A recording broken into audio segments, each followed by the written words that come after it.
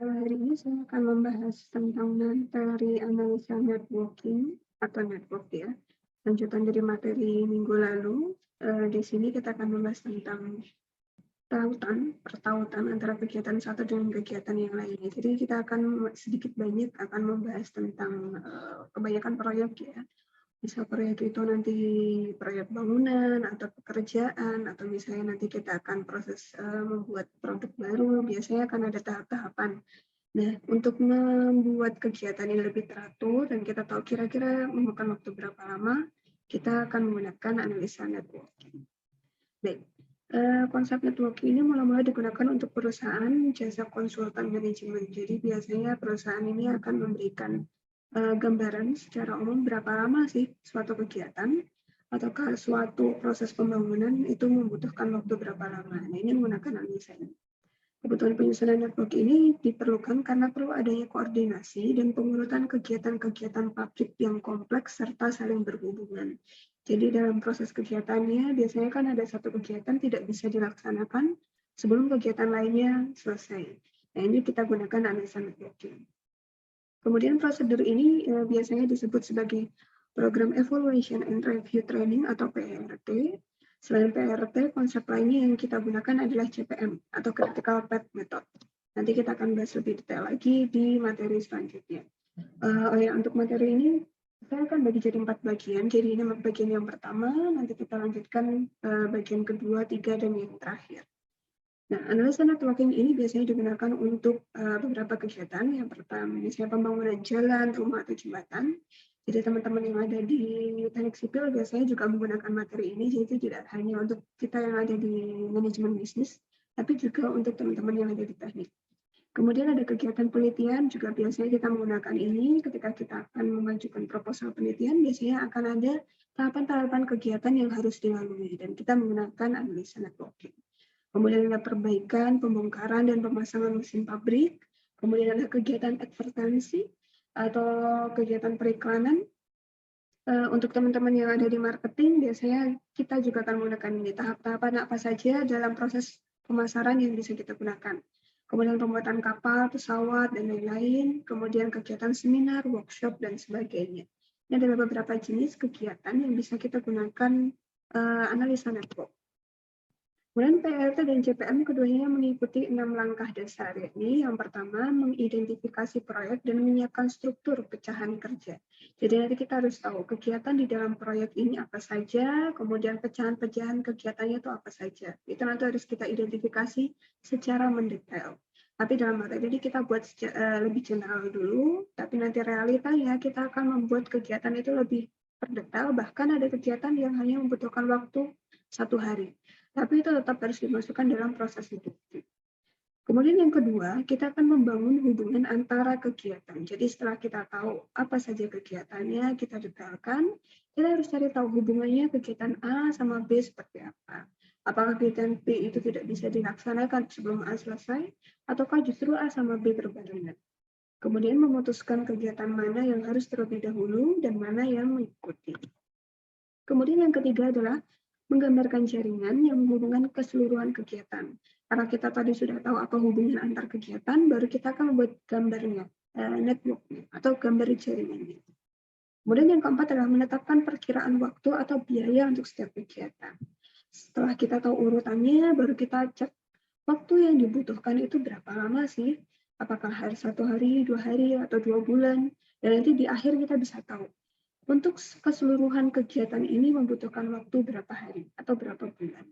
Dan itu nanti akan ada hubungannya dengan biaya untuk setiap kegiatan. Kemudian menghitung jalur waktu terpanjang melalui jaringan, ini disebut critical path atau jalur kritis.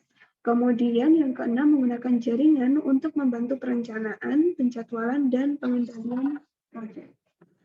Kemudian ini akan kita bahas dalam proses dalam CPM PERT. Nah, yang pertama atau bagian pertama yang akan saya bahas di sini adalah komponen jaringan atau network komponen. Jaringan CPM atau PERT menunjukkan saling berhubungan antara satu kegiatan dengan kegiatan lainnya dalam suatu proyek. Ada 2 pendekatan untuk menggambarkan jaringan proyek, yakni kegiatan pada titik atau activity on node, atau kita singkat sebagai AON, kemudian kegiatan pada panah atau activity on arrow atau AOA. Nah, pada konvensi AON titik menunjukkan kegiatan, sedangkan pada AOA nanti panah menunjukkan kegiatan. Jadi itu membedakannya ya. AON atau activity on node. Node itu adalah kegiatannya. Sedangkan AOA atau activity on arrow kegiatannya ada pada arahnya, ada pada panahnya. Nah, daripada bingung kita coba contohnya dulu. Nah, di sini adalah perbandingan antara konvensi jaringan AON dan AOA. Jadi di sini ada 3 kegiatan yang membedakan. Di sini ada AON. Jadi kegiatannya ada pada node-nya atau ada bulatannya. Sedangkan AOA, activity-nya ada pada di arrow-nya atau panahnya. Nah, di sini ada arti dari aktivitasnya. Misalnya yang pertama, kegiatan yang pertama di sini adalah A itu datang sebelum B yang datang sebelum C. Jadi A itu datang sebelum B datang dan sebelum C datang. Nah, jadi kita akan gambarkan seperti ini. Kan kegiatan A, kegiatan B, dan kegiatan C. Nah, kegiatan A itu datang sebelum kegiatan B. Kegiatan B itu datang sebelum kegiatan C. Jadi arah panahnya seperti ini. Kita mengerjakan A dulu, kemudian kita ke B, habis itu baru ke C. Jadi urutannya adalah A, B, sama C. Itu harus selalu urut karena aktivitasnya seperti ini. A, kemudian kita selesaikan baru ke B, setelah itu kita baru ke C. Nah, selanjutnya ada activity on arrow. Ini hampir sama dengan yang tadi, bulatannya juga sama, cuma di sini bulatannya ada 4. Karena aktivitasnya kita ada di panah. Ini yang membedakan. Kalau AON, aktivitasnya ada di bulatan. Kalau AOA, itu aktivitasnya ada di panah. Jadi panahnya ada 3 karena kegiatannya ada A, B, sama C, sedangkan bulatannya ada 4. Jadi dari ada 4 bulatan ini aktivitasnya ada 3. Jadi nanti kegiatan A, kemudian kegiatan B, kegiatan C. Jadi ada urutannya. Itu contoh simpelnya. Kemudian yang kedua ada aktivitas A dan B, keduanya harus diselesaikan sebelum C dapat dimulai. Jadi A sama B kita selesaikan dulu, baru C kita bisa mulai. Nah, kalau kita pakai AON, kegiatannya ada 3, karena A, B, sama C, berarti bulatannya ada 3. A, kegiatan A, kemudian kegiatan B, kemudian yang terakhir adalah kegiatan C. Nah, kegiatan C itu bisa dimulai kalau ini sudah finish. A itu selesai, B itu selesai, baru kita lanjutkan ke C. Jadi kegiatan A, B, kita arahkan ke C. Itu ya logikanya. A baru ke C, B baru ke C. Dan C ini bisa jalan kalau A sama B sudah selesai. Dan kalau beda lagi gambarnya kalau kita pakai AOA atau Activity on Arrow. Nah, ini gambarnya bulatannya ada 4 ya. Ada bulatan ini, dan ini. Nah, aktivitasnya karena ada 3 aktivitas berarti panahnya ada 3. Jadi di sini ini adalah aktivitas A, kemudian ini adalah aktivitas B, dan ini aktivitas C. Jadi kegiatan A, kemudian kegiatan B, kita selesaikan baru bisa jalan aktivitas C. Nah, itu yang harus kita mulai. Nah, kemudian kita coba ke aktivitas ketiga. Di sini keterangannya adalah B dan C tidak dapat dimulai sebelum A-nya ini selesai. Jadi kita akan memulai kegiatan B sama C kalau A-nya ini sudah jalan. Jadi gambarnya nanti seperti ini ya. Kegiatannya ada kegiatan A, ada kegiatan B sama kegiatan C. Nah, kalau ini kebalik sama kegiatan yang nomor 2 tadi. B sama C itu bisa dimulai kalau A sudah selesai. Jadi A-nya bercabang ya. Jadi aktivitasnya dari titik A, B sama C, terus arah panahnya dari sini yang pertama, kemudian ini yang kedua. Beda lagi kalau AOA. Dari sini AOA aktivitasnya ada di panah, baik di bulatan ini ya, ada bulatannya ada 4. Nah, aktivitasnya ada di setiap panahnya. Jadi ini kegiatan A.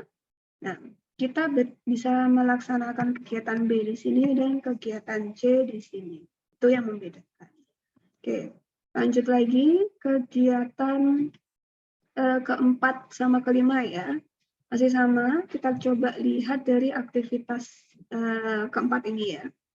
Pengertiannya di sini C dan D tidak bisa dimulai hingga A sama B keduanya selesai. Jadi syaratnya adalah A sama B itu selesai bareng-bareng, baru kita bisa lanjutin ke kegiatan C sama D. Nah, kalau kita pakai AON, di sini kita akan buat aktivitasnya dari buletan-buletan. Ada buletan A, ada buletan B, terus ini C sama sini D. Nah, dari sini kita akan melaksanakan kegiatan C sama D, syaratnya adalah A sama B selesai.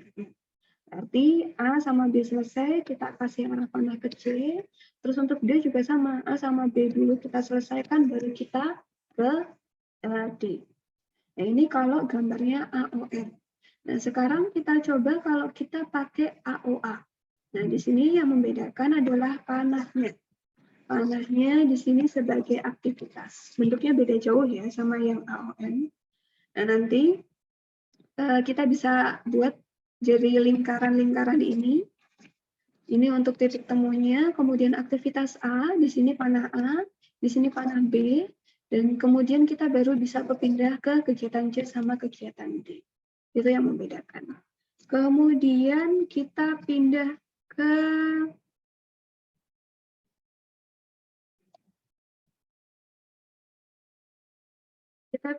kegiatan kelima. Nah, dari sini aktivitasnya adalah C tidak dapat dimulai setelah A dan B selesai. Dan D tidak dapat dimulai kalau B-nya itu belum selesai. Dan kegiatan dummy ditunjukkan pada AOA. Nah, ini kita tambahkan sini ada satu kegiatan namanya kegiatan dummy. Dummy ini boneka, jadi hanya tambahan, ada tambahan kegiatan atau pura-puranya ada kegiatan sebagai tambahan supaya gambar networking-nya itu lebih jelas. Nah, sekarang kita coba kegiatan, kita gambar dulu pakai AON. Jadi ada kegiatan A, B, C, dan D. Jadi ada A di sini, kemudian B di sini, C di sini, sama D di sini. Nah, keterangannya adalah kegiatan C itu tidak bisa kita mulai kalau A sama B belum selesai. Hampir sama dengan kegiatan sebelumnya ya. Jadi C itu bisa dimulai kalau sudah selesai A dan selesai B. Kemudian ada lagi satu kegiatan, ini kegiatan D. Dan D ini syaratnya cuma B, berarti panahnya cuma satu.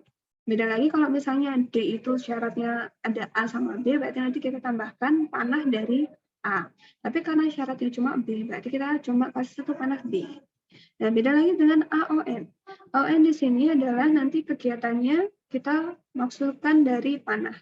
Berarti dari kegiatan C itu bisa kita mulai kalau A itu sudah selesai dan B sudah selesai. Jadi nanti panahnya adalah yang pertama ke sini, kemudian yang kedua atau dari kegiatan B di sini, kegiatan B di sini kita tambahkan dummy activity. Jadi ada titik notnya, ada bulatnya di sini. Nah, ini nanti kita arahkan kegiatan D, dan ini kita tambahkan dummy activity ke C. Nah, itu yang membedakan. Kemudian contoh yang terakhir di sini, ada kegiatan B dan C tidak dapat dimulai hingga A selesai. Jadi B sama C itu syaratnya adalah A. Kemudian D tidak dapat dimulai kalau B dan C belum selesai.